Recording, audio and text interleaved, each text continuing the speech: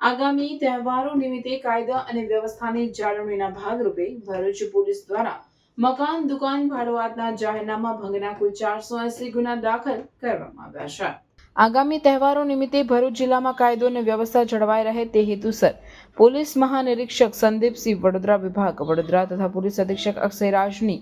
સૂચનાના આધારે અસામાજિક તત્વો મહત્વના શહેરોમાં ભાડેથી મકાન દુકાનો રાખી શહેરોનો સર્વે કરી સ્થાનિક પરિસ્થિતિથી માહિતગાર થઈ તેઓની અસામાજિક પ્રવૃત્તિને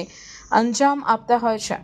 આ પરિસ્થિતિને નિવારી શકાય તેમજ અંકુશમાં લાવી શકાય તે હેતુસર ભરૂચ પોલીસ દ્વારા 4 દિવસની સ્પેશિયલ ડ્રાઈવ હાથ ધરી મકાન દુકાનો ભાડે આપી તેઓનું સ્થાનિક પોલીસ સ્ટેશનમાં નિયત ફોર્મ મુજબ જાણ નહીં કરાતા મકાન દુકાન માલિકોનું ચેકિંગ કરવામાં આવ્યું હતું તેમજ પરપ્રાંતીય શ્રમિકોનું વેરિફિકેશન ચેક કરવામાં આવ્યું હતું. ત્યારે પોલીસ દ્વારા જાહેરનામા ભંગના કુલ 480 ગુના દાખલ કરવામાં આવ્યા છે, જેમાં સૌથી વધુ ભરૂચ સ્પેશિયલ ઓપરેશન ગ્રુપની ટીમ દ્વારા 113 કેસ કરવામાં આવ્યા છે.